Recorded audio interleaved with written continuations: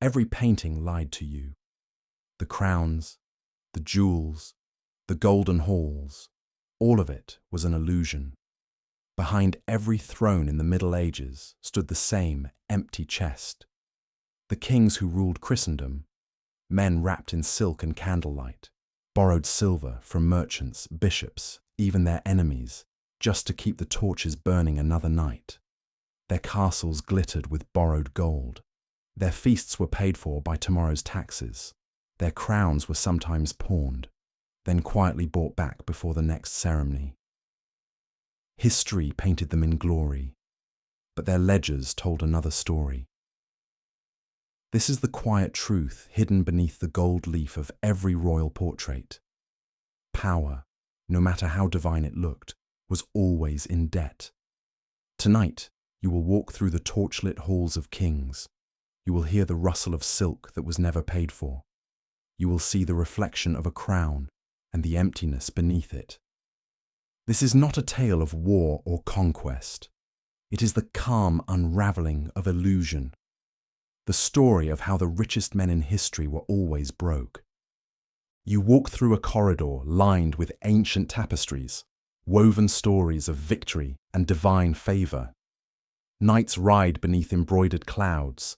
Angels hover over them, silent and still. The air feels heavy, as though even the stones have grown tired of holding the weight of their own history. At the corridor's end, light falls gently upon a crown displayed on a small pedestal. Its surface gleams faintly, but not brightly. More memory than gold. The king once believed wealth was something that could be seen. He measured power in the shimmer of robes, the sound of harps at feasts, the glitter of goblets in candlelight. But gold only glows when there is fire beneath it, and his treasury had long since gone cold. Every feast he hosted was borrowed. Every jewel he wore was pledged. Every victory he celebrated was purchased with the coin of tomorrow's debt. He lived in splendor, yet slept beside emptiness. The crown that symbolized divine abundance had become a mirror of quiet exhaustion. In the Middle Ages, wealth was theatre. A king could appear as a god among men, cloaked in silk, surrounded by servants, his halls glowing with the reflection of gold, and yet be poorer than a merchant who counted his coins by the hearth. The illusion of wealth was as vital as bread. To appear powerful was to survive. Royal riches lay not in coins, but in the slow patience of the earth. Wheat, wool, and timber, fortunes that grew beneath the toil of others. The peasants labored in endless rhythm, and the collectors came with their carts. Yet when the king opened his coffers, only air awaited him. His kingdom stretched to the horizon, but his silver did not. You can see him now, standing before a polished mirror, light flickering on the jewels of his robe. He studies his own reflection and knows that what he sees is not truth but necessity. The illusion of prosperity was the thread holding the realm together. The moment it snapped, land was the heartbeat of medieval power, silent, slow, and unmoving. The king's fortune stretched across rivers, hills, and forests. His wealth was measured in acres, in harvests, in the lives of those who worked the soil. But land is the slowest kind of gold. It cannot march to war. It cannot be melted into armor or paid to an army in the field. It yields only when the seasons allow, and sometimes not even then. From the high tower, the king gazes upon miles of farmland bathed in fading light. "All this is mine," he whispers, but the words fall flat against the stone. The mason asks for payment in silver, the soldier in coin, and the merchant will not barter for wheat. The king's fortune is rich in the language of poets and poor in the language of necessity. He owns everything and can afford nothing. The wealth of soil is a promise made in spring and kept, if one is lucky, by autumn. But hunger does not wait for harvest, and neither do debts. Reputation was survival. A poor-looking king invited rebellion as quickly as a cruel one, so when the treasury faltered, the performance of power became louder, brighter, and more extravagant. Jewels were borrowed from bishops, horses from nobles, fabrics from distant merchants. Even the crown itself might rest in a moneylender's chest for a season, only to return in time for the next feast. Banquets shimmered under candlelight. Music filled the halls, and the scent of roasted meat drifted through open doors. Nobles whispered admiration. The people outside saw fires burning in the castle windows and believed their king was blessed with endless fortune. But each song, each feast, each robe of silk added weight to an invisible chain. The illusion had become law. To appear rich was not vanity, it was survival. And so the king smiled as he raised his goblet, knowing the wine within it was sweeter than his truth. Beneath the brilliance of crowns and banquets ran an invisible economy, one built not on silver, but on promises. The farmer owed grain to the knight owed sword to the Lord owed loyalty to the king, and the king owed everyone. Feudalism was less a system of rule than a web of expectation. Oaths and debts held the realm together like the threads of a fragile tapestry. A man's word could build a fortress or starve a village. Trust was the true currency, and like all currency, it could be devalued. Every pledge carried risk, every alliance a quiet fear. When one promise broke, the ripples reached the crown.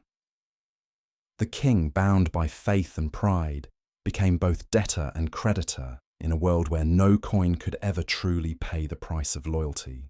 Far from the marble halls and golden tables, the real wealth of the kingdom bent its back beneath grey skies. Villages awoke to the sound of church bells and fields filled with quiet labour. The peasants paid their taxes not in coin, but in sweat and grain. Each sack handed to the collector was a week of hunger postponed. They did not see the king's debts, they only felt his need. Every new tax, every demand for tithes was a weight upon their shoulders.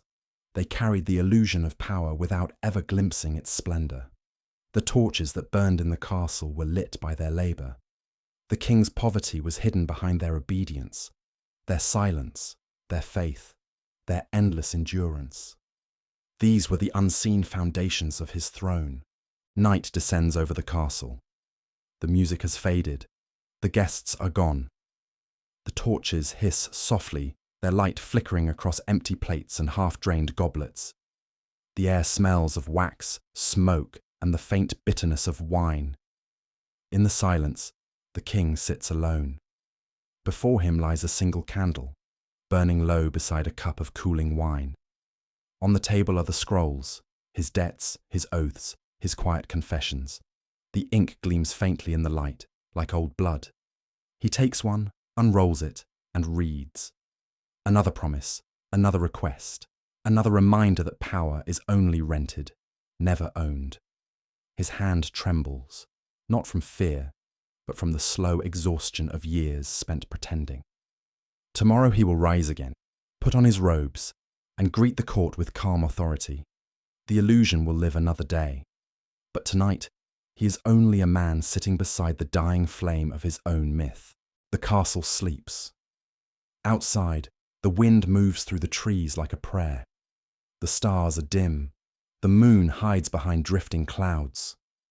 Somewhere beyond these walls, peasants dream of bread, merchants count their coins, and soldiers lie beside their fires. Life continues, indifferent, enduring. You step away from the king's chamber and down the corridor once more. The crown still sits upon the table, quiet, almost mournful. It gleams faintly as the fire dies, not as a symbol of glory, but as a warning. Gold is beautiful because it reflects light, not because it makes its own. So too did kings borrow their brightness from the faith of others.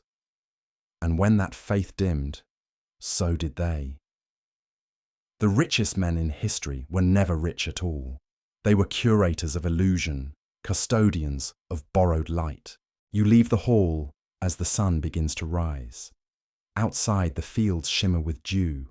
The people are already awake, tilling, mending, working.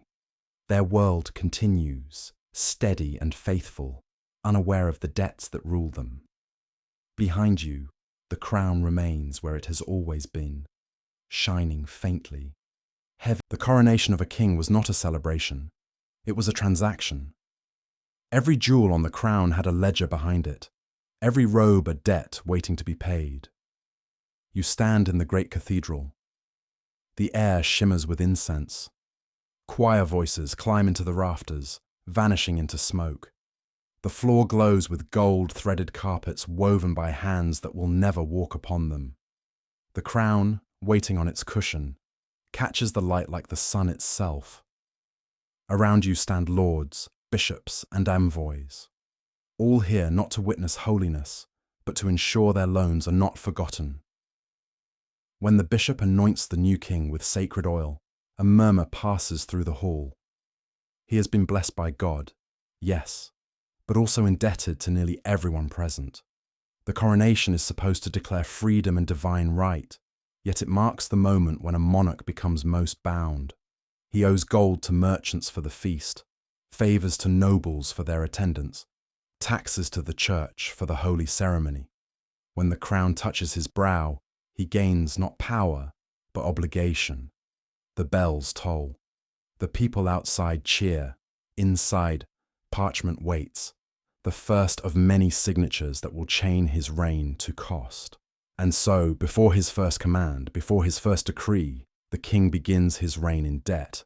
The royal household was not a home, it was a living machine, a small city within stone walls, powered by servants, scribes, cooks, guards, grooms, and courtiers. Every hallway breathed expense, candles burned by the hundreds each night, wax melting faster than coin could replace it. Kitchens devoured entire villages' worth of food in a week. Carpets from the east, spices from the Levant, fur from the north.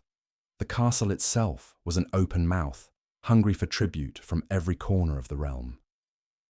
The king's image required not silence but spectacle. Even his sleep demanded gold.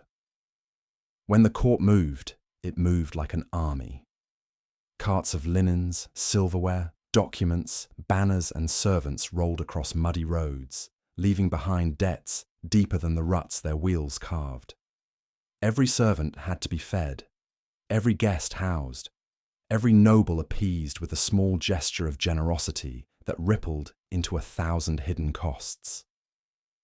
The monarch was the center of this endless orbit, not a man, but a sun whose light consumed the fuel of nations.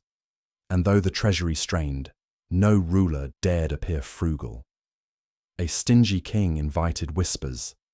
A modest king invited rebellion. It was cheaper to burn gold than to appear without it. War was the truest ruin of kings. It devoured faster than any famine. You can see it now. A map spread across a wooden table, coins placed upon it to mark armies, each one a promise of payment that does not yet exist. War began not with swords, but with borrowing. Horses had to be bought, blacksmiths paid, armor forged, banners embroidered. Every pike, every arrow, every ration of bread carried a price. And for every soldier who fought, there were 10 who waited to be paid. When victory came, it was already spent. When defeat came, the debt doubled. The great campaigns of medieval Europe, the Crusades, the wars of succession, the endless border skirmishes, all gilded in glory by history, were at their heart financial catastrophes. To fund them, kings sold future taxes, pawned lands, or promised privileges to nobles in exchange for men and silver. Each victory cost the next one. Even peace demanded coin. Mercenaries, once paid to fight, now had to be paid to leave. A king could win a battle and still lose his treasury before the dust settled. And the people, those who cheered the war drums, would later pay its interest in blood and bread. War gave kings their fame. It also gave them their ruin. Every friendship in a court had a cost. The medieval economy of loyalty was a market as intricate as any bazaar. Nobles sold allegiance, bishops traded blessing for favour, and merchants lent silver in exchange for privilege. The king was both buyer and debtor, his currency being titles, lands and promises he could not always keep. A new alliance meant another gift, a jewelled sword, a hunting falcon, a golden ring. Each gesture meant gratitude and an entry in some scribe's quiet ledger. Royal generosity was both weapon and trap. To give too much invited greed, to give too little invited rebellion. You imagine the hall filled with nobles, their smiles gleaming like polished armour, each waiting to see what reward his flattery will buy. The king smiles too. He must, but his hand tightens around the goblet. Every toast he raises echoes with the faint clink of coin leaving his treasury. The church was the only power wealthier than kings, and it charged for heaven in silver. You stand in a vast cathedral once more, but now the sound of prayer is almost drowned by the shuffle of coins. Candles line the aisles like soldiers, each one paid for by a soul hoping to buy grace. The bishop speaks of salvation, and the courtiers nod, though their thoughts are of debt. For every war the church blessed, it demanded its tithe. For every sin it forgave, a fee. The king himself owed the pope a yearly payment for legitimacy, the cost of being seen as God's chosen ruler. And when the treasury ran dry, the king turned again to the church, not for mercy, but for loans. The monasteries of Europe became quiet banks, their vaults filled with offerings, their ledgers written in Latin and gold. Priests became creditors. Absolution became collateral. A crown could gleam with divine right, but behind that holiness stood ink-stained hands counting interest. Kings who could not pay in silver paid instead in power. They granted land, privileges, and exemptions until their kingdoms resembled a quilt stitched together by debt and faith. And yet each Sunday they knelt, still believing the illusion that divine favour was something one could afford. Stone was the language of power. Every wall, every tower, every bridge was a declaration that the king existed, solid, immovable, eternal. But stone, too, demanded its tribute.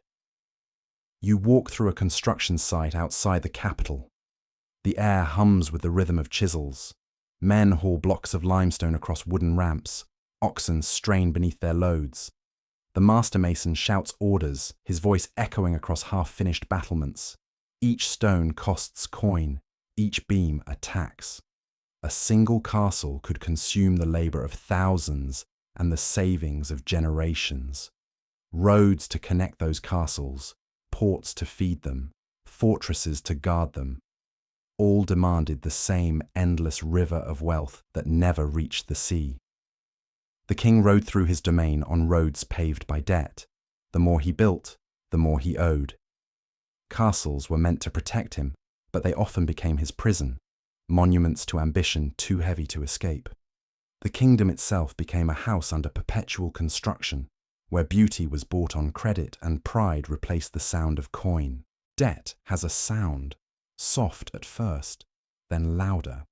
It begins with whispers between merchants in the marketplace, then with couriers carrying letters marked urgent, and finally with silence when no one dares to lend any more.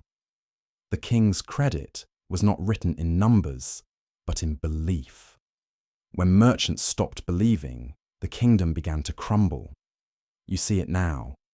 Tax collectors returning empty-handed, merchants closing their ledgers, nobles hoarding coin. Soldiers wait for pay that will never come. Grain spoils in storehouses, while roads fall to ruin.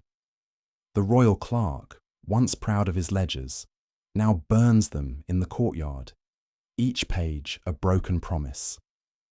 And still, the people below till their fields, unaware that the realm above them has already gone bankrupt in spirit. When a king's debts outlive him, they pass to his heir like a curse. The new monarch inherits not only the throne but the weight of promises too old to keep. The crown, heavy before, grows heavier still. The castle stands quiet again. The torches burn low. The treasury door is closed. You walk its empty corridors. Rooms that once echoed with music now whisper only of cost. The walls remember feasts, laughter, prayers, and the scratch of quills on parchment recording one debt after another. Power, you realize, was never wealth. It was the art of postponing collapse. The great kings of Europe were not masters of abundance. They were jugglers, keeping the illusion of prosperity in the air long enough for history to paint them in gold. The crown, the scepter, the throne, they were symbols not of triumph, but of balance. Every gesture of majesty was a calculation, every act of mercy, a negotiation. And so, the kingdom continues. One monarch replaced by another, each inheriting the same chest filled with parchment and promises. The faces change, but the sound remains the same, the faint rustle of debt being written, the steady hum of faith pretending it is wealth. As dawn returns to the horizon, the king's shadow fades along the floor. His robes gleam faintly in the first light, still regal, still grand. But beneath the shimmer, the truth remains, that the cost of kingship was never measured in gold, but in the silence left when it was gone. You step out through the great doors into the cool morning air. Behind you, the castle fades into the mist, a monument not of power, but of effort. Before you, the fields stretch endlessly, alive with work and repetition. The people who live there will never hold crowns, yet their labour holds the world together. The king ruled them in name, but they, in truth, ruled him. For all his glory came from their hands, their faith, and their endless endurance. History remembers the crowns. But the crowns, if they could speak, would tell you this, that kings were never rich, only surrounded by the memory of what wealth looked like. It begins not with a trumpet, but with a letter, a parchment sealed in wax, carried by a weary messenger across cold fields and narrow roads. The king's words are simple, a declaration, a reason, a prayer dressed as duty. Somewhere, far away, a border has shifted, a cousin has claimed a crown, or a merchant has been wronged. The spark is always small, but in the great hall, it grows into fire. Courtiers whisper, knights rise, nobles bow and promise their men. The torches burn higher, as if hungry for what is to come. You stand among them, hearing the murmur of steel being remembered. Boots echo against the stone as soldiers begin to gather, not yet for war, but for belief. Outside, peasants stop to watch the banners unfurl. The colours mean nothing to them, yet they know what comes next.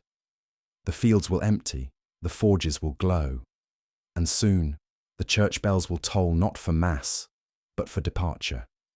War has been called, and though no battle has yet begun, the kingdom has already started to pay.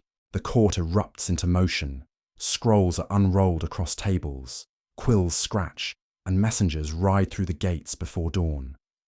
Armourers begin their work, their hammers striking rhythm into the air.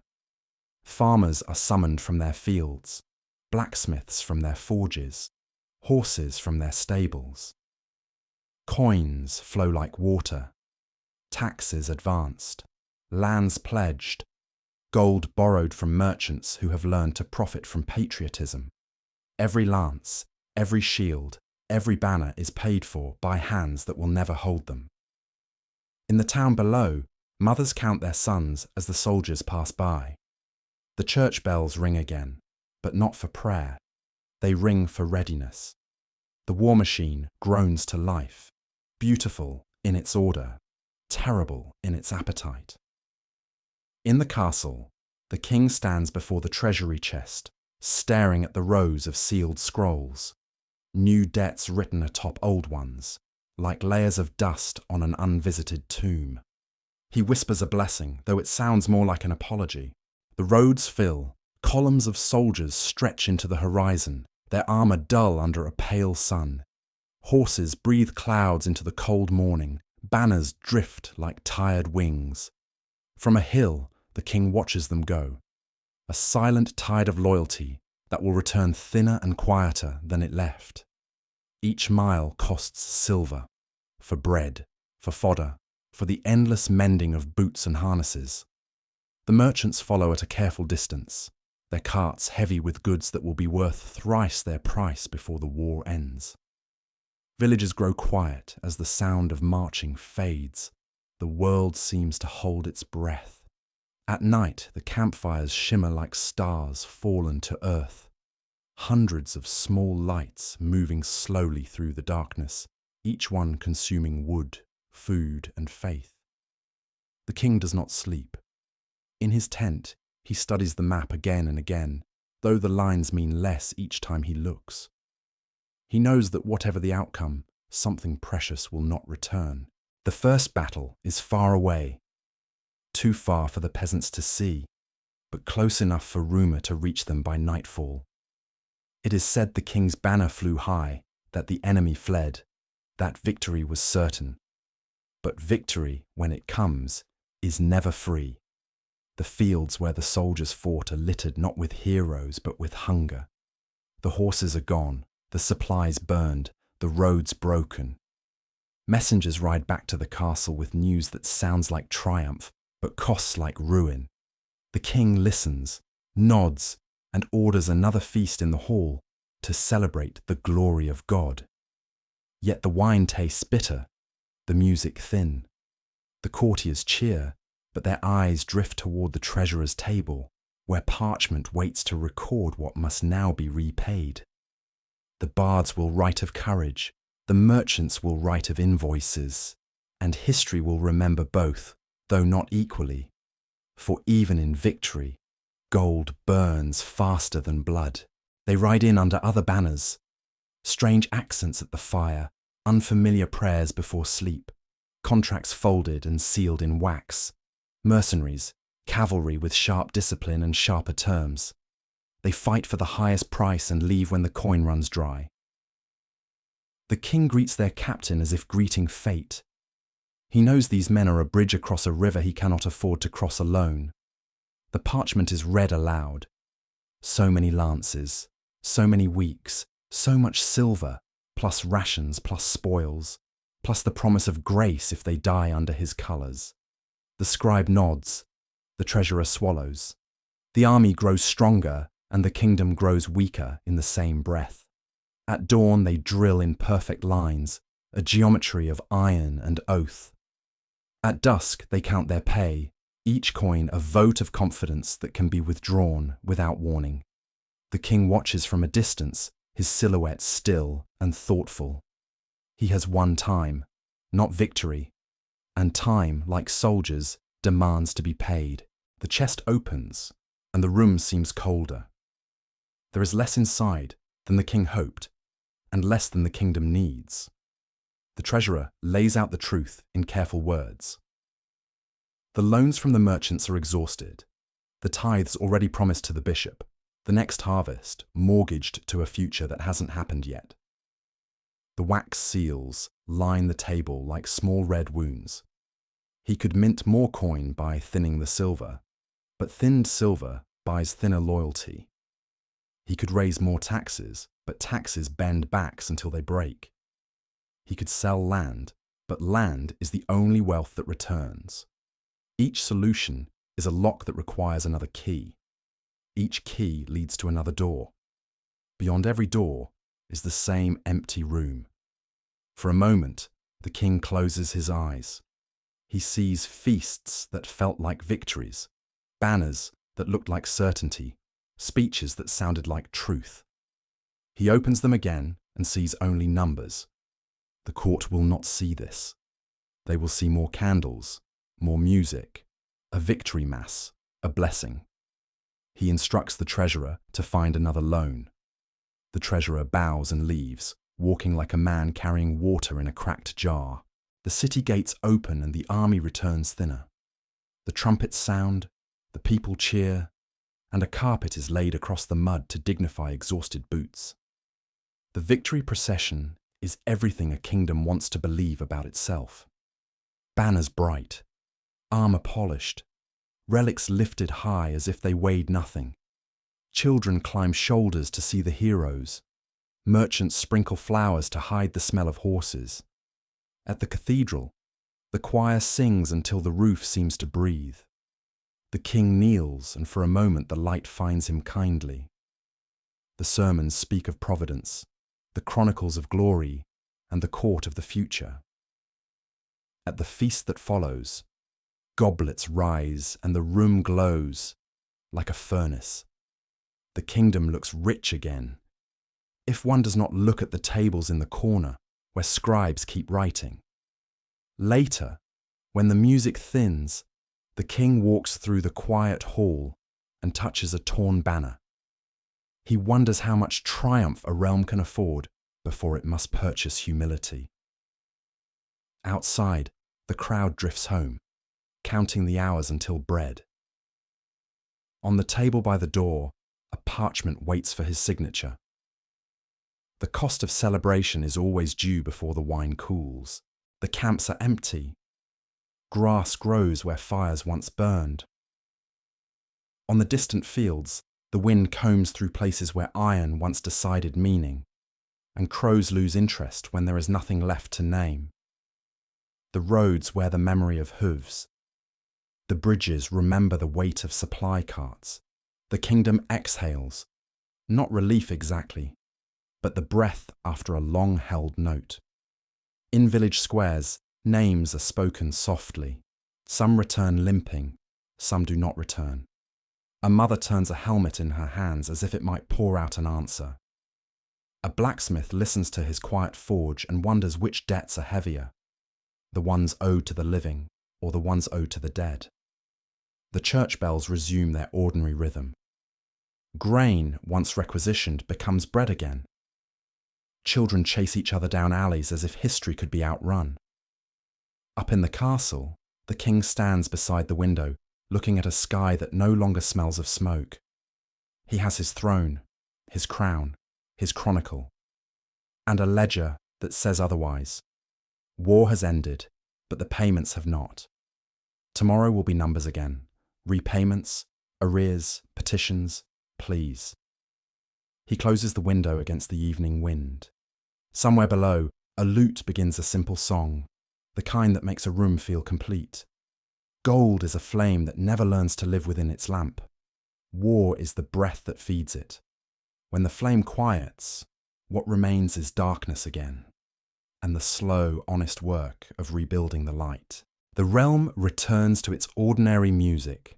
Markets, harvests, prayers, the small negotiations of daily bread. In the royal chamber, parchment dries under fresh seals. The price of glory lingers in ink. Somewhere in the countryside, boys practice with sticks and call them swords.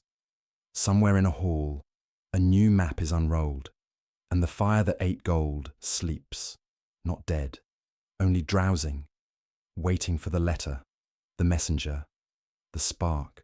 You run your hand along a chill wall of dressed stone. The surface is smoother than it looks, a patient ledger written in limestone. Outside, bells mark the hour. Inside, a clerk counts coins by the light of a narrow window. This is the hidden language of devotion. Not incense, but arithmetic. A great church rises in the square, arches poised like outstretched hands, yet beneath the scaffolds and carved saints lies the same truth that funds a crown, collection, storage, and release. Cathedrals were not only prayers in stone, they were vaults of circulation. Each pillar required quarry blocks. Each block required teams, beasts, and roads. Each day of labour another entry in a scribe's hand. Gifts arrive in chests and cloth-wrapped bundles, a slow river of silver that passes through ecclesiastical fingers before it touches the mason's palm. The king's officers watch quietly from the edge of the nave. What faith gathers, power measures. What power decrees, faith records. The realm moves because numbers move. In a side room, scales tilt, weights click, and the soft ring of silver touches the air. The sum is not salvation. The sum is simply enough to lift another arch. Tithes are gathered without urgency, like weather. A steward arrives with a small entourage, not armoured but ink-stained. The books open, names are read, measures are taken. Grain is tallied by volume, wool by weight, salt by sack. Some payments are in coin, many in kind. Each delivery is a quiet bargain between conscience and capacity, recorded with tidy fairness that feels more final than any sermon. The king's treasury and the bishop's chapter house mirror each other like two sides of the same coin. If the crown needs an extraordinary levy, it passes through pulpits as well as town halls. If the church raises a building fund, it borrows the crown's roads, bridges, and safe conducts. The payer does not argue with purpose. Devotion and duty have the same handwriting. A farmer lingers by the cart while the steward measures wheat into a chest-lined storeroom that smells of wood and dust. The steward nods. Entry complete. Somewhere else, a royal officer makes the same mark in a different book, and the world advances a fraction. Tithes are not taken, they are expected. Expectation is the strongest tax of all. Behind the nave, a long table serves as a horizon for ink. Quills rest in small cups. Sand dries the lines. Here, the project lives, columns of pledges, deliveries, loans, and dates. The cost of a window is broken into glass, lead, labour, and carriage. The cost of a roof into timber, iron, nails, and nailers. A margin note explains a delay due to flooded roads. Another line records a benefactor's promise to be honoured at Michaelmas. What looks like devotion from the square looks like scheduling here. Nothing is wasted. Scrap lead returns to the account as credit. Offcuts of oak appear as fuel on a winter line. When a pledge is late, the page leaves a small polite space for it to arrive. The treasurer traces a finger down the ledger to the part where the king's contribution appears. It is generous, but not immediate. Royal support often arrives as permission. Fewer tolls on a road, safer passage for a shipment, or legal relief for a guild that has agreed to donate. Coin is the headline. Policy is the paragraph that pays the bill.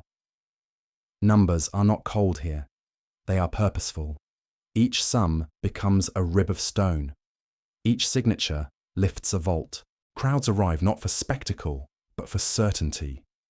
A shrine day, a relic, a blessing measured in distance, travelled and offerings given.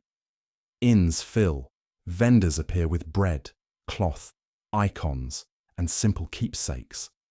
The town's scales and measures work without pause. A pilgrimage is a current that pushes money through the gates and back out along the roads, leaving small coins in many hands and larger sums in a few. A discreet table near the transept accepts donations for maintenance of the holy place. A second box supports hospitality for travellers. A third supports works of repair. Nothing is forced, all is named. What seems like piety at the altar becomes circulation in the market.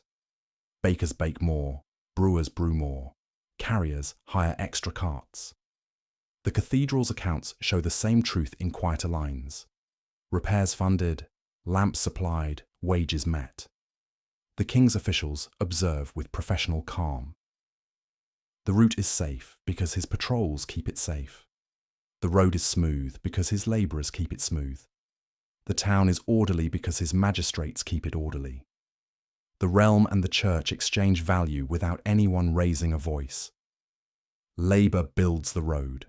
Devotion fills it.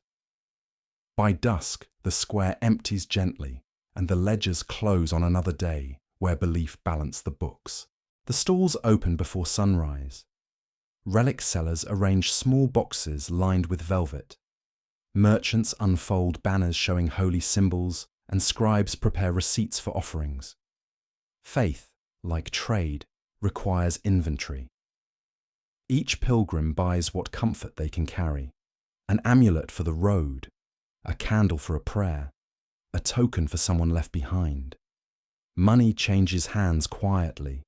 Even reverence has its price.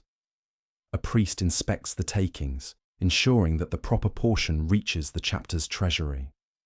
The rest returns to the town in the form of bread, lodging, and lamp oil. Coins flow in circles that mirror the rosaries they buy.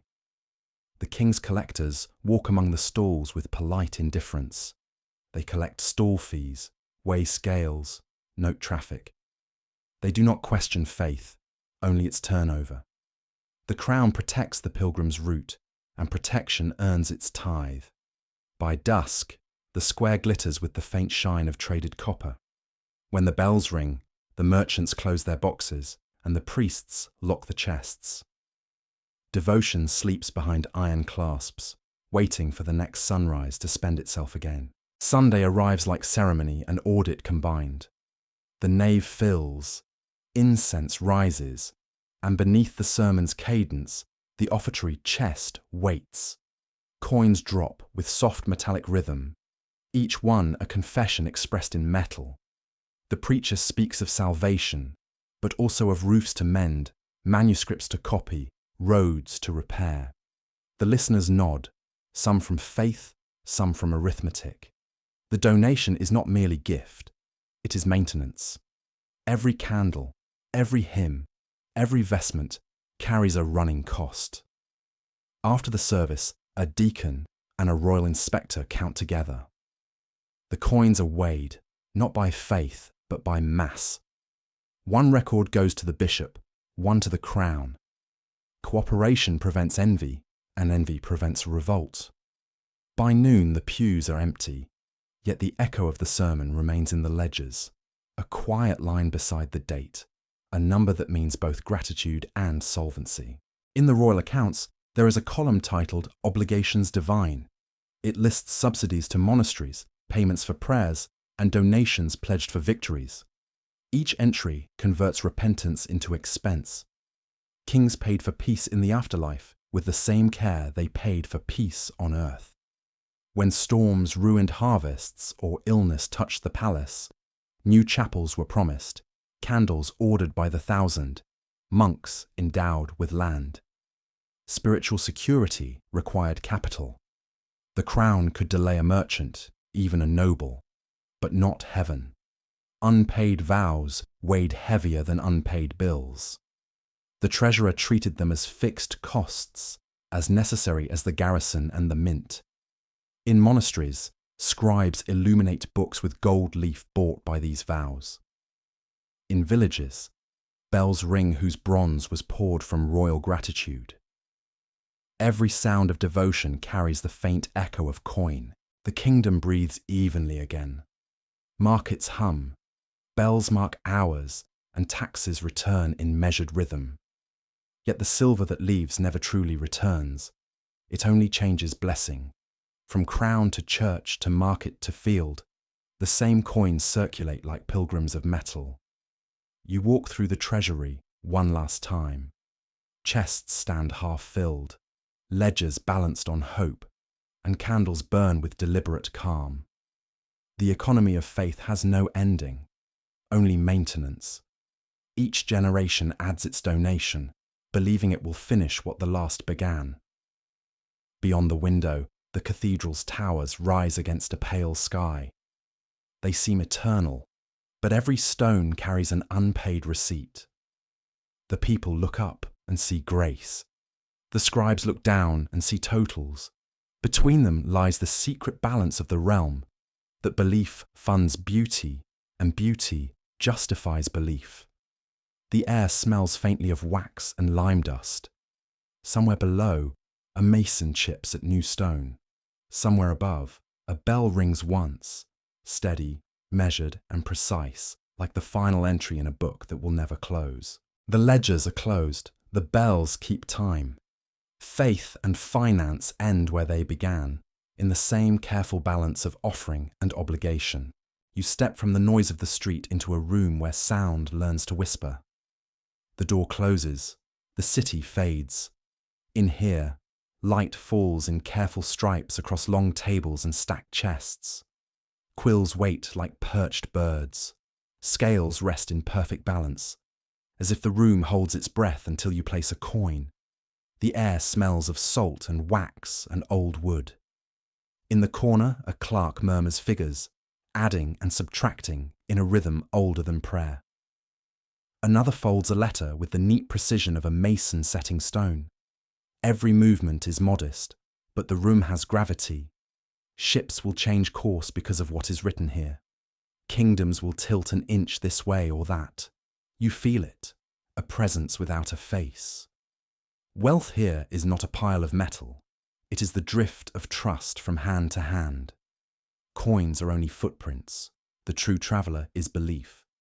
The counting master looks up, not grand, not poor, simply precise. He tips a small weight onto the scale, and the bar settles, level as a horizon. Outside, cathedrals reach for heaven. Inside, numbers reach for truth.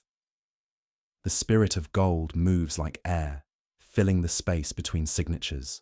The master places two things on the table, a coin and a promise. The coin is obvious. Weight, shine, a king's face. It buys bread, pays wages, starts wars, ends arguments. It has a sound like a bell when it touches wood.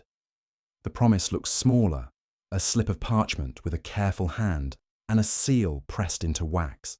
It makes no sound at all. Yet when the coin grows scarce, the promise multiplies. A buyer in the market accepts it. A ship's captain crosses the sea for it. A warehouse opens its door because of it. The parchment travels farther than any king's horse. It is lighter than silver and heavier than doubt. The coin buys now. The promise buys distance. You think of a crown locked in a chest, beautiful and still. The promise does not stay still. It flows. It passes through fingers, lips, ledgers. It changes form and keeps its name. The coin is the body of wealth. The promise is its breath. Between them sits the scale. On one side, metal, on the other, ink.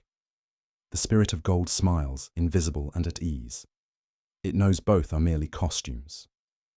Ships cannot carry enough coin to match their cargo, so merchants teach words to sail.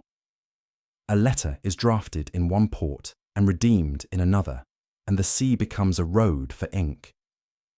The document is plain. The beauty is in its distance. A man in Genoa writes. A man in Bruges pays. A man in Venice records.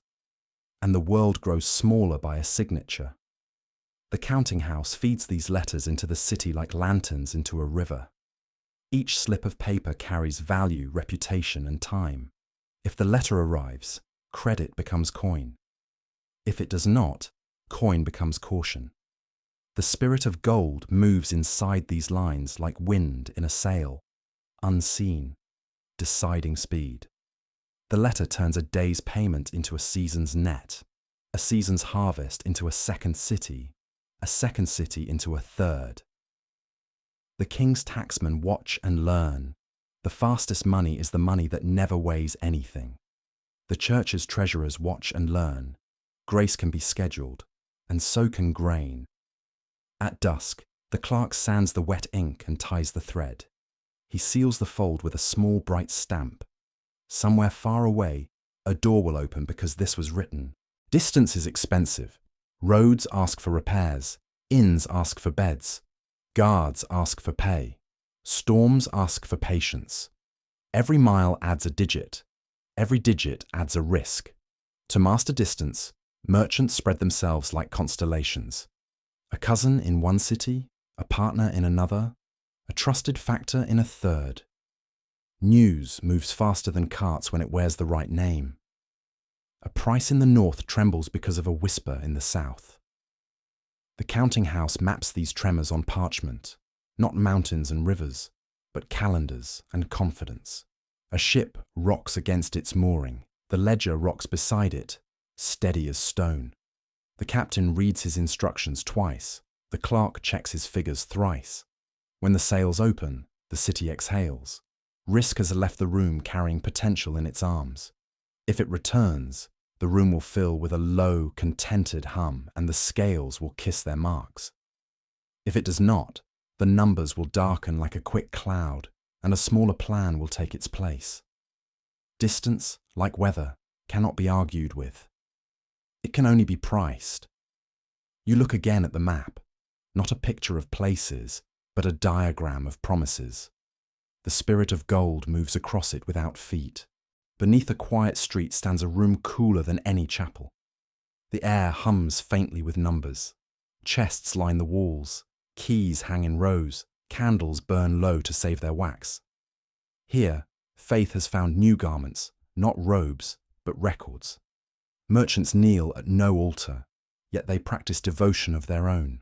They trust the seal, the signature, the invisible thread that binds debt to honesty. In another age, men prayed for salvation. Now they pray for repayment. Both prayers require belief in what cannot be seen. A banker opens a drawer and removes a book bound in soft leather. Inside are names, dates, sums, but also the ghosts of trust and time. One entry marks the crown's deposit, another the church's withdrawal. Between them, a fine margin of profit, drawn like the line between heaven and earth. Coins sleep beneath the floor. Ink wakes above it. The spirit of gold has chosen its new temple, and it is made of calculation. Kings once owned the mines. Now they borrow from the men who own the ledgers. The royal treasurer visits the counting house quietly, cloak drawn, attendants dismissed. He signs a note for the crown, sealed with the familiar crest, a lion asking mercy from a quill. The merchant smiles politely and bows lower than any courtier. He has learned the gesture of power without its costume. The transaction is swift, almost invisible. No trumpets, no witnesses, only the dry whisper of parchment folding into certainty. Outside, the market continues, as if nothing sacred has occurred. But the shift is seismic. The crown returns to its palace carrying invisible chains of ink. The merchant remains, content to hold the keys. The king's armies, the king's bridges, the king's pageantry, all now walk in the merchant's shadow. Gold has discovered discretion. Power has learned to kneel softly. No swords flash, no walls fall, no edicts are shouted. Yet kingdoms turn. The merchants build roads without banners, fleets without fanfare, and alliances without blood. They replace borders with ledgers, soldiers with couriers, and victories with shipments that always arrive on time. The spirit of gold hums in their houses, restless and tireless. It no longer needs to be guarded. It guards itself through promise. Kings measure power by coin, but merchants measure coin by confidence. The one who keeps belief alive rules without throne or title. In ports and fairs, silver passes between hands that have forgotten their owners' names. The realm becomes a network, and the network becomes a realm. The church blesses trade because it cannot stop it. The crown taxes it because it must. What began as commerce ends as quiet dominion. No one notices because everyone profits. The old halls still stand. The thrones, the cathedrals, the banners, but their echoes sound thinner now. The new power lives in rooms of wood and ink. The coin still bears the king's face, but the king's face depends on the ledger's grace. You walk through the city at dawn. Smoke rises from workshops, the harbour stirs, the first shutters open. Somewhere, a pen scratches in a window overlooking the canal. A new entry begins, date, sum, signature, and the morning becomes official. The spirit of gold moves quietly above the cobblestones, slipping through cracks, reflecting from water. It has no flag, no prayer, no sword, only velocity. The age of kings continues, but beneath it, another crown glows. One made not of metal, but of trust. And trust, once believed to be faith's province, has become commerce's empire. The hall still shines, but not the way it used to. Gold leaf flakes at the edges of carved mouldings. Tapestries hang a little lower, their colours thinned by years of smoke. Courtiers move carefully through the space, as if afraid that too much sound might wake the truth sleeping in the walls. What once felt like ceremony now feels like rehearsal for a play whose ending everyone knows. A musician plucks a quiet line that echoes in the rafters and disappears. The king enters, and the room rises as it always has, but the gesture has lost its weight. He is dressed impeccably, velvet that drinks the light, jewels set in precise circles, but the fabric stirs around a figure growing lighter in a way grand robes can't conceal. The mask, richness, certainty, divine favour, has begun to crack, not in a single shatter, but in soft lines invisible from a distance and undeniable nearby. A steward approaches with the schedule. Jesters attempt a careful brightness. A poet recites polished metaphors. Everything looks like a court. Everything sounds like a court. And yet the air has changed. It tastes of wax and old wine, and something like dust. A single draught passes through the room and the flames lean, showing the unevenness of the candles. The king nods at everyone he must, smiles for everyone he should, and looks only once toward the closed door that leads to the treasury. No one mentions money anymore. They mention arrangements, accommodations, timing. The language grows elegant as the coins grow few. The mask holds for one more hour. It will hold again tomorrow. But each time it sits upon the face, it returns a little heavier and leaves behind a faint pale mark where gold once pressed against skin. The chest opens and the echo inside it sounds like a room speaking back. A few coins rest at the bottom, spread so they do not look like a handful. Parchment rolls brim with seals.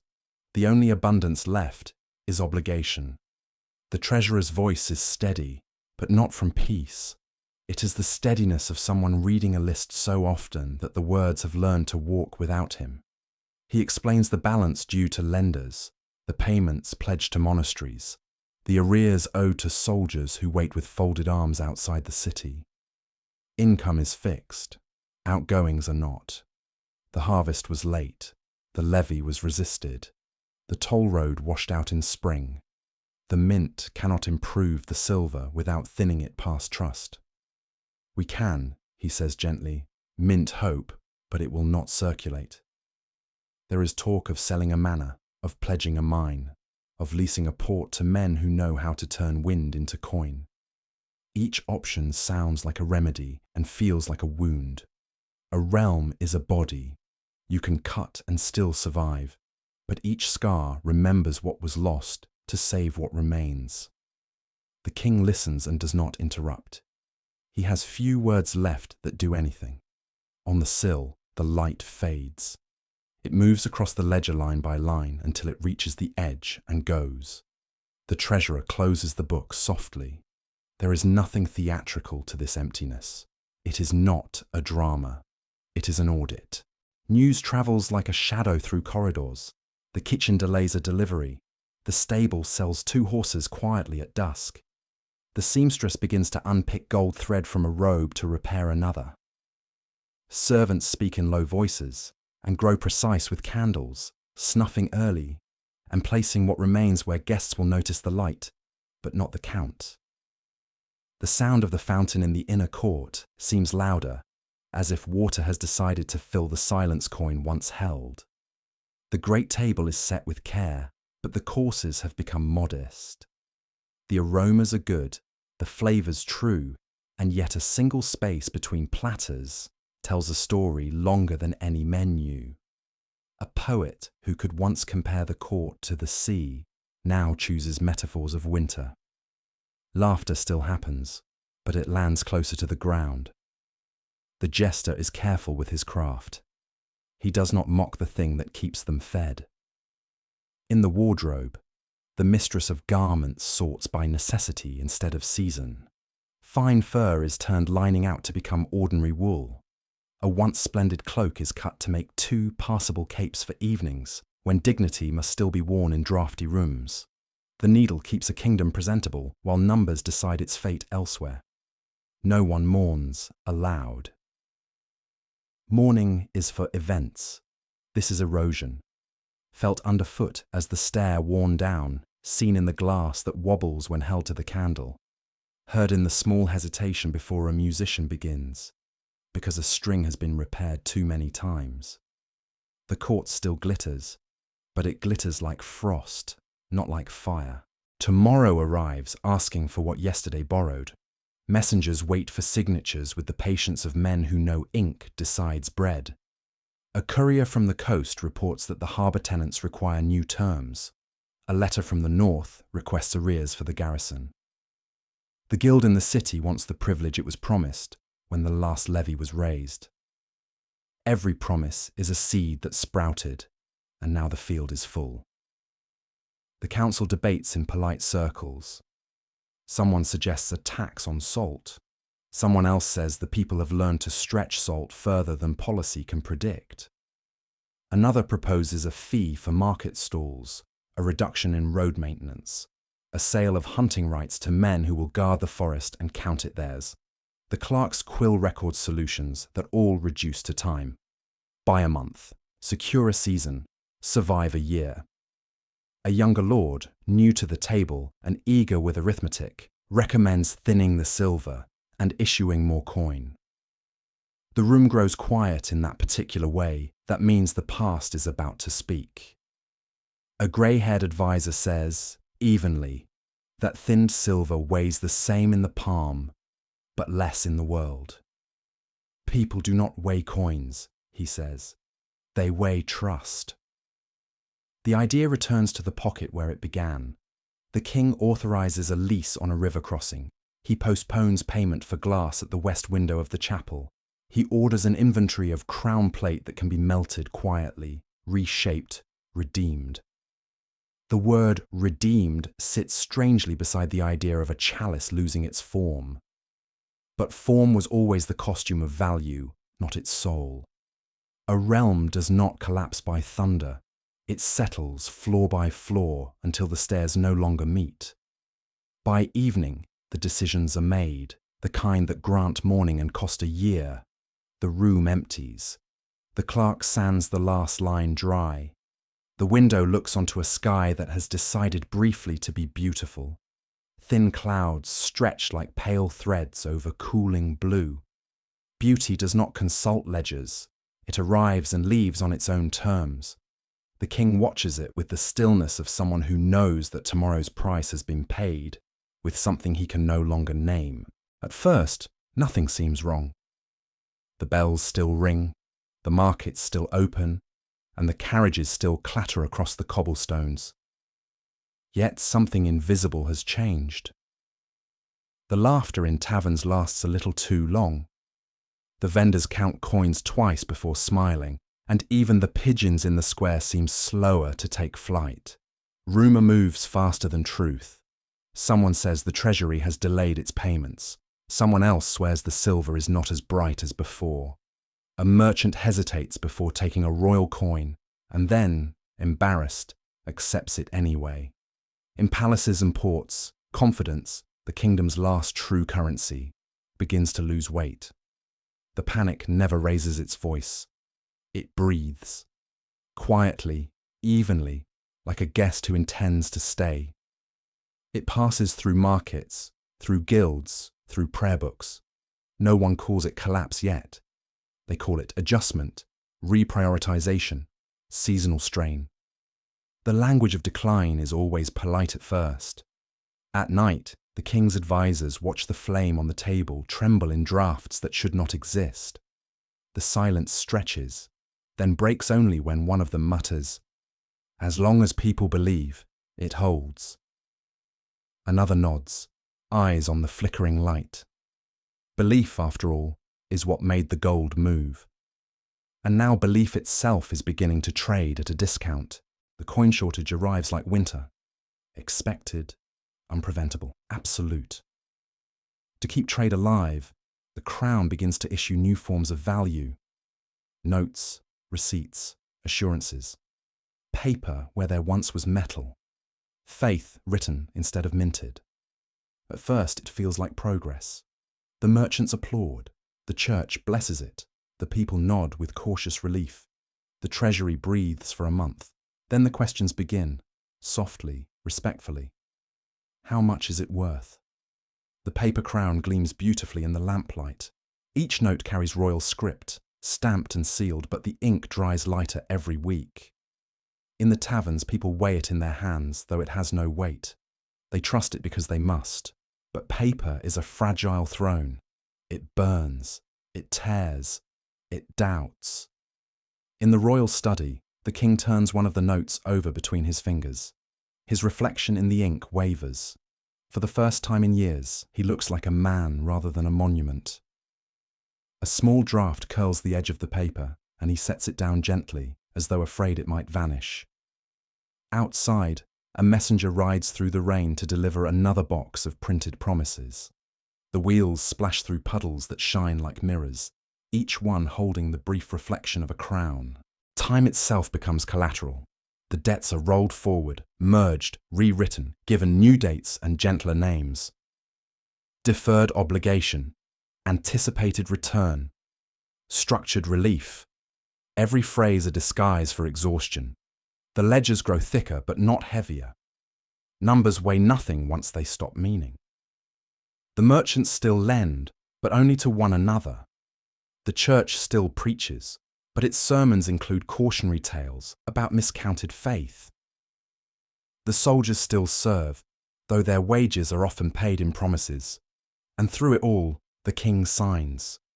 His name becomes a kind of currency, worn, overused, but still passing from hand to hand. A night comes when the treasurer admits the truth. The kingdom owes itself more than it owns. The echo of those words fills the room, though no one moves. The candle gutters. They all stare at the flame, waiting for it to steady. It doesn't. Debt is not a number, it is a gravity. And gravity, once woken, does not stop falling. Morning arrives, and the bells ring out as always. Yet their sound carries differently. Thinner, distant, as though the air itself forgets how to echo. The castle walls stand. The flags still hang. The ledgers rest closed in the treasury. From a distance, the realm still exists. Up close, it is a painting left in the rain. In the great hall, sunlight spills across the floor in cold gold rectangles. Dust drifts lazily in the beam, each mote a memory of something polished, sung, believed. The king walks alone now, the echo of his steps unaccompanied. He touches the cold surface of the throne, then lowers his hand. The seat is not empty, it is finished. Outside, wind moves through the city's narrow streets, lifting stray sheets of parchment that flutter like pale birds before vanishing into the grey sky. The realm does not end in fire or conquest. It ends in arithmetic. After collapse comes procedure. Rooms once used for ceremony become offices. Tables are cleared of goblets and set with ledgers. The new wealth begins not with a discovery, but with a definition. Value recorded rather than possessed. Ink carefully measured replaces the glitter of metal. You stand in a narrow chamber where a clerk copies yesterday's liabilities into today's accounts. Columns replace banners. Headings replace heraldry. The state learns to describe itself with numbers, receipts, expenditures, maturities, arrears. Each line reduces uncertainty by a fraction. The habit is unglamorous and decisive. Paper has advantages the old gold never had. It can be duplicated, transported, aggregated, and audited. It can model a year that has not yet occurred. In the margins, a small note converts weeks into interest. Another converts risk into premium. These are not miracles, only methods, repeated until they feel inevitable. What was once fortune becomes flow. A treasury no longer asks, how much do we have? It asks, how quickly does it move?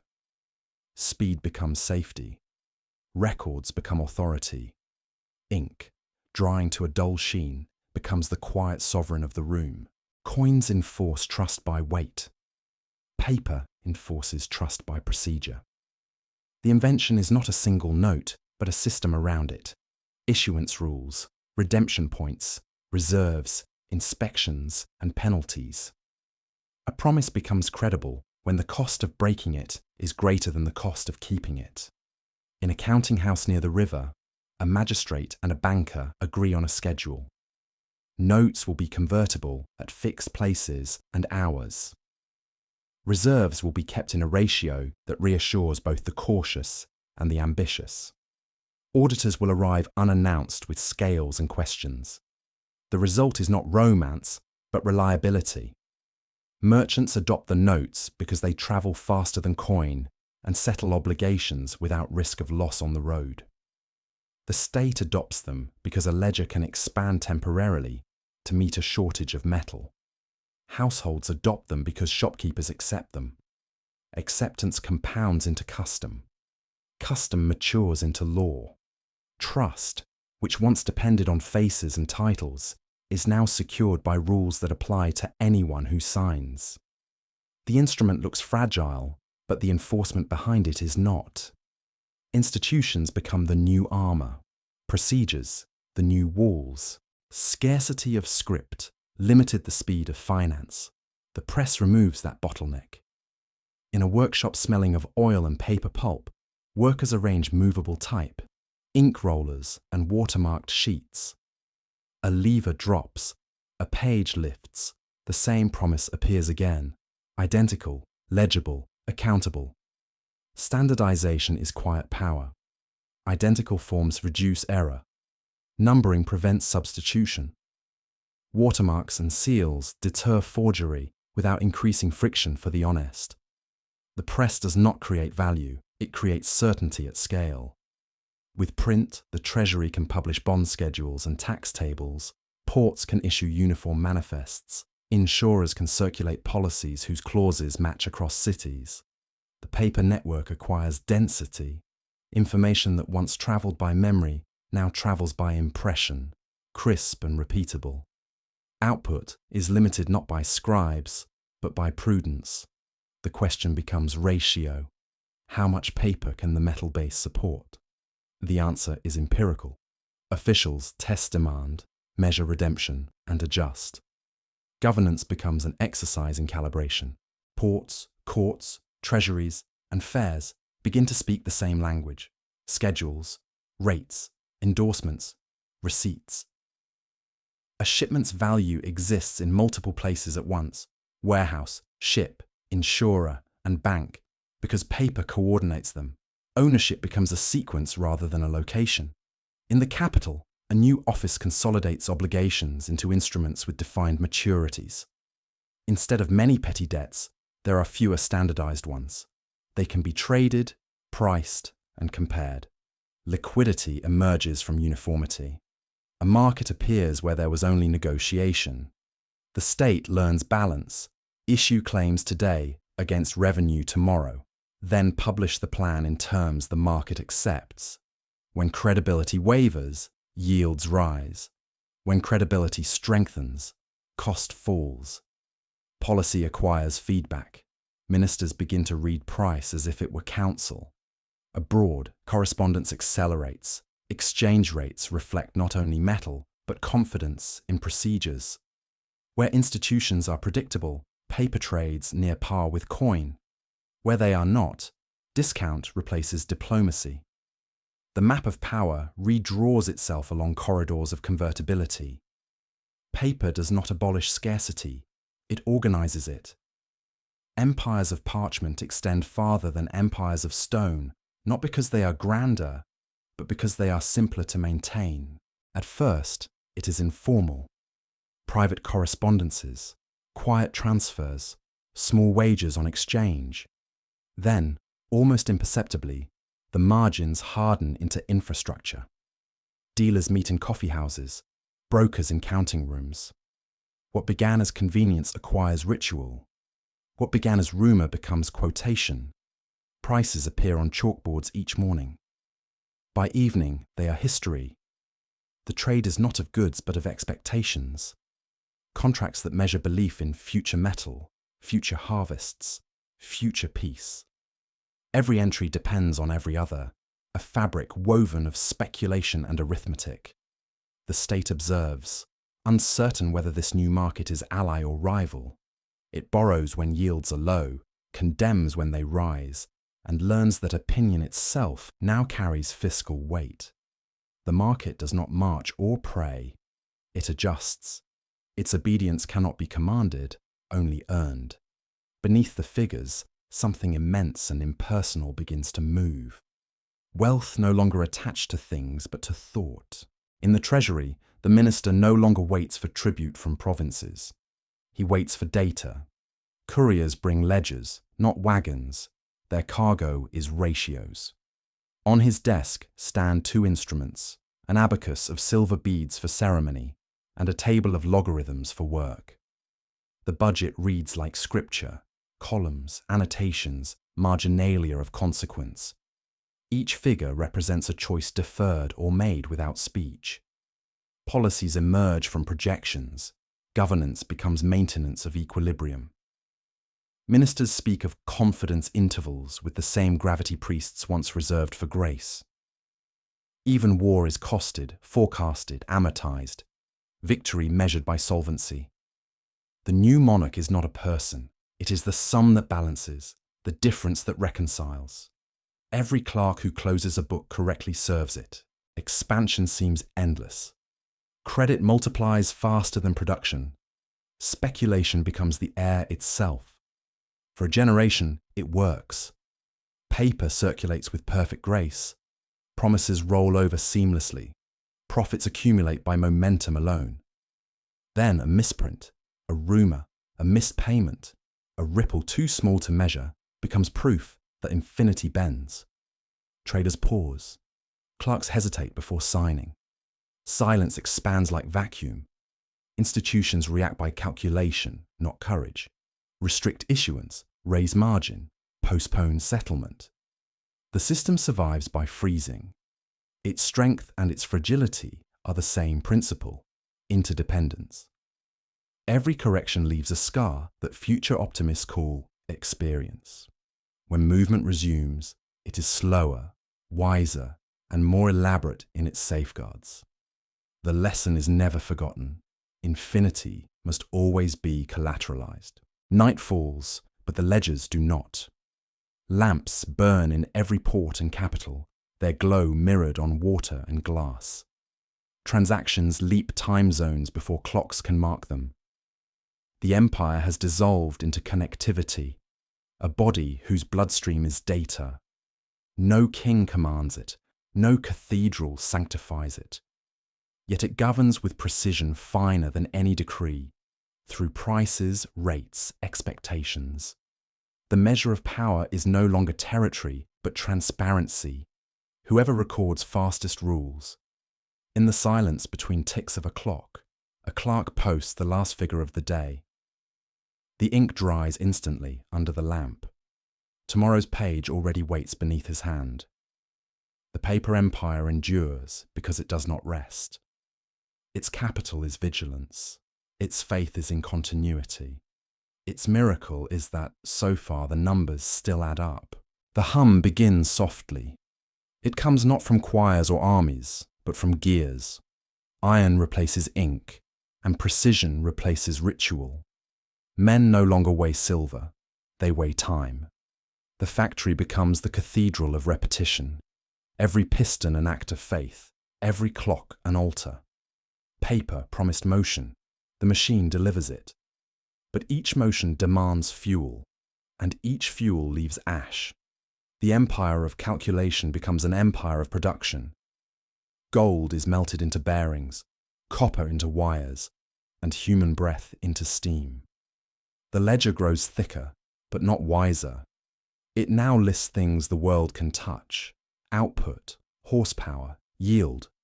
Yet the silence behind the numbers remains. Profit multiplies faster than meaning. The spirit of gold survives, disguised as efficiency. The city hums with a rhythm older than memory. Carts creak down narrow streets. Market bells ring, and apprentices hurry between shops with sealed letters pressed to their chests. From the palace balcony, the city looks alive, endless, prosperous, eternal. But motion deceives. Every step feeds the same circle. The merchant pays the crown pays the church blesses the merchant, and around it turns again. No one questions the pattern, for it feels like life itself. They mistake circulation for progress and movement for growth. At dusk, as the sun lowers over the stone rooftops, the market lights glow like stars. Not because they shine brighter, but because the sky grows dimmer. Wealth demands witnesses. Across the realm, new towers rise, cathedrals, counting houses, bridges built to prove the kingdom's pulse still beats. But stone is costly, and promise more so. Behind the scaffolds, debts coil like ropes drawn too tight. In the ports, warehouses stand full, but treasuries stand hollow. The scribes record more numbers than coin. The people still build, not because they can afford to, but because they cannot imagine stopping. Progress has become its own justification. A mason leans on his chisel and looks at the half-finished wall. He does not see collapse coming. He only sees the work he must finish before dusk. Evening falls heavier now. The bells ring slower. In the great hall, candles gutter one by one, and the gold in the tapestries has dulled to the colour of dust. The realm does not fall, it simply quiets. The ledgers close, not from choice, but from fatigue. The clerks go home, leaving quills resting in dried ink. No armies march, no fires rage. Only the slow surrender of sound, the whisper of parchment folding, the echo of boots down an empty corridor, the sigh of wind through open shutters. This is how empires end, not in ruin, but in understanding. Beneath the kingdom, in the deep earth, the veins of gold sleep again. They have watched dynasties rise and vanish, each one certain it would last. The metal remembers everything. The hand that mined it, the hand that blessed it, the hand that spent it, the hand that buried it again. Above, the world continues, smaller, quieter, poorer, perhaps wiser. The echo of gold remains, faint but clear, like a bell rung centuries ago that has not yet finished fading. It is not a sound, it is a memory of desire, and somewhere, in another age, another hand will reach for it, and the story will begin again. The story of gold ends where it began, beneath the earth, waiting for a hand, a dream, or a kingdom to give it meaning again.